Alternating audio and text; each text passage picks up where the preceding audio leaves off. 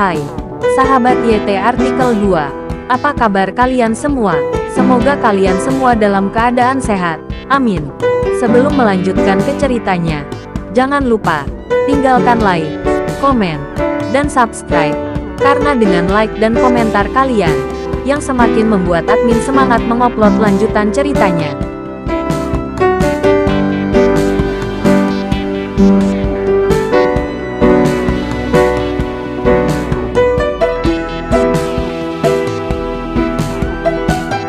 Episode 319. Kisah Aditya, anak bos besar yang berpura-pura miskin. Jadi Kartika tidak berani terlalu lancang di depan Kurniawan. Dia menahan amarahnya dan berkata kepada Kurniawan, "Paman, kamu tidak bisa mengingkari kata-katamu. Kita sudah sepakat untuk memeras uang Aditya. Setelah Farah tertangkap, saya 60 miliar. 40 miliarnya untuk Anda. Bagaimana bisa Paman mengingkari kata-kata Paman sendiri? Haha, sebagai sepupu Farah, kamu tega membantuku melakukan hal semacam ini. Kamu bukan orang baik. Kita saling menguntungkan." Kurniawan memandang Kartika dengan main-main dan tertawa. Kartika juga memperhatikan bahwa Kurniawan tidak ingin mau memberinya keuntungan, dan ingin menelan uang itu sendiri. 60 miliar. Kartika sangat tidak nyaman melihat begitu banyak uang di depan matanya. Aditya mendengarkan ucapan Kartika dan Kurniawan. Tinjunya mengepal dan bergetar. Itu hampir seperti yang dia harapkan. Itu benar-benar tipuan Kartika di sini. Sebelum Aditya marah, Dahlia, yang berdiri di belakang, berhenti sekarang. Dahlia bergegas dan menunjuk ke arah Kartika. Memakinya, "Kartika, bajingan kecil.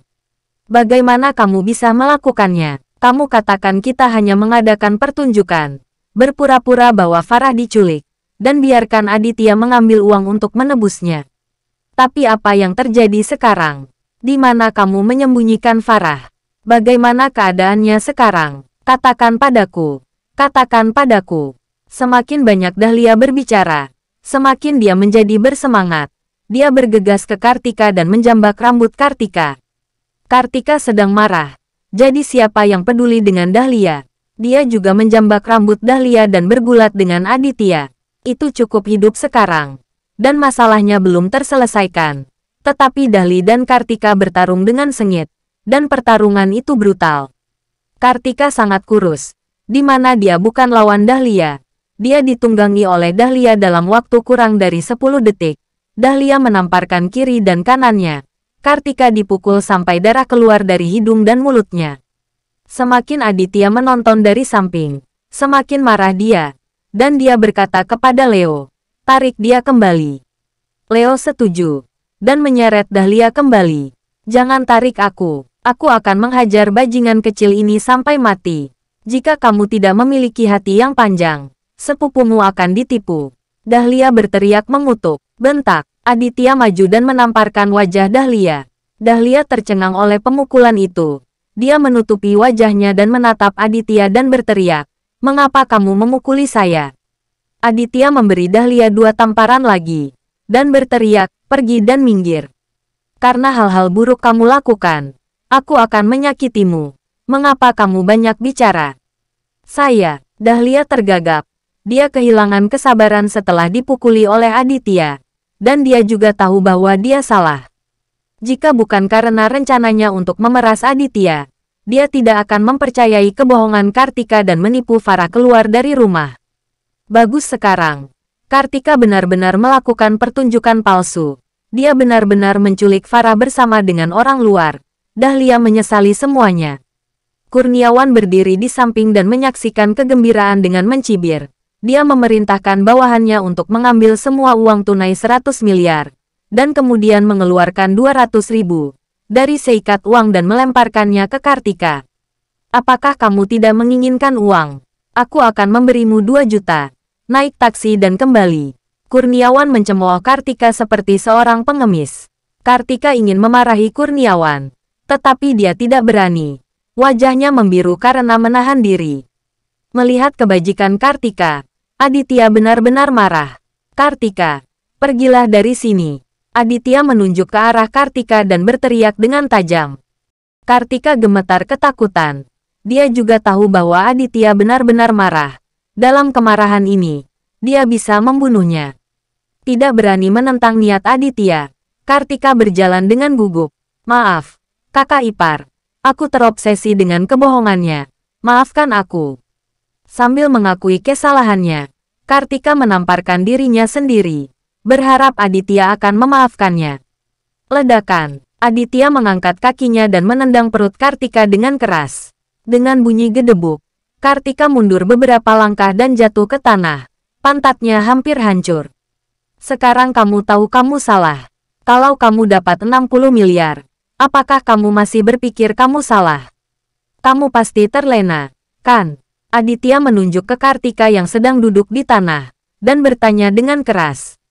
Kartika terdiam oleh pertanyaan Aditya. Apa yang dikatakan Aditya benar. Jika Kurniawan benar-benar memberinya 60 miliar, dia akan sangat bahagia. Sekarang, dia tidak mendapatkannya. Dan tidak ada orang di dalam dan di luar. Kartika sangat menyesalinya. Tidak, Ipar. Dengarkan aku. Aku benar-benar tahu aku salah. Kartika dengan cepat menjelaskan. Aditya tidak ingin mendengar sepatah kata pun. Dia tidak punya waktu untuk berurusan dengan Kartika sekarang. Jadi dia memberi isyarat kepada Leo untuk membawa Kartika ke mobil terlebih dahulu. Dan kemudian membahas masalah itu dengan Kartika setelah Farah diselamatkan. Kurniawan, kamu sudah mendapatkan uangnya. Haruskah kamu melepaskannya? Aditya sabar dan bernegosiasi dengan Kurniawan. Mata Kurniawan melotot dan berkata kepada Aditya dengan suara dingin. Kamu belum melepaskan anakku. Biarkan anakku pergi, dan aku akan mempertimbangkan untuk membiarkan istrimu pergi. Saat dia mengucapkan kata-kata ini, mata Kurniawan menunjukkan sinar licik. Aditya melihat semuanya di matanya, dan dia tidak lagi memiliki harapan untuk Kurniawan. Setelah kontak singkat, Aditya sudah bisa melihat bahwa Kurniawan adalah penjahat yang jahat dan tidak jujur. Naif mengharapkan orang seperti itu jujur. Bahkan jika Ucok dibebaskan, Kurniawan belum tentu melepaskan Farah. Aditya mengetahui hal ini dengan sangat baik.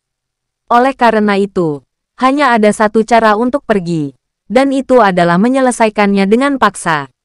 Memikirkan hal ini, Aditya melambai pada Leo dan yang lainnya, memberi isyarat agar mereka mengelilinginya. Segera, Leo dan bawahannya bergegas maju sambil berteriak. Ekspresi Kurniawan sedikit berubah. Dan dia berteriak pada Aditya dengan mata ganasnya, Aditya, kamu benar-benar ingin mengambil keuntungan dari jumlah orang untuk menggertak beberapa orang, bukan? Biarkan aku memberitahumu, jika kamu berani main-main, istrimu tidak akan berpikir untuk hidup. Bahkan jika aku tidak main-main, bisakah kamu membiarkan istriku pergi? Teriak Aditya dengan marah. Pada saat ini dia dengan cepat menarik belati dari pinggang salah satu bawahannya. Dan Aditya bergegas ke depan Kurniawan. Pada saat yang sama, lebih dari selusin bawahan Kurniawan juga mencabut senjata mereka. Dan dua dari mereka bergerak cepat dan hendak mengarahkan senjata mereka ke Aditya. Bang-bang, dua tembakan terdengar tidak jauh dari sana. Kedua pembunuh yang mencabut senjatanya dan hendak membidik tiba-tiba berteriak. Pergelangan tangan mereka ditembak hampir bersamaan. Mereka tidak bisa memegang senjata di tangan mereka, dan jatuh ke tanah. Jangan bergerak, jika kamu tidak ingin mati. Lempar senjatamu ke tanah. Seorang anggota pasukan khusus tidak jauh berteriak keras. Selusin pembunuh pada awalnya tidak terlalu percaya diri, karena ketika mereka bersembunyi di hutan barusan, mereka menemukan bahwa Aditya membawa 8 personel tempur khusus dengan pakaian kamuflase, dan orang-orang di tangannya cukup tangguh. Dan pistol yang mereka pegang, bagaimana mereka bisa bersaing dengan 8 senapan otomatis?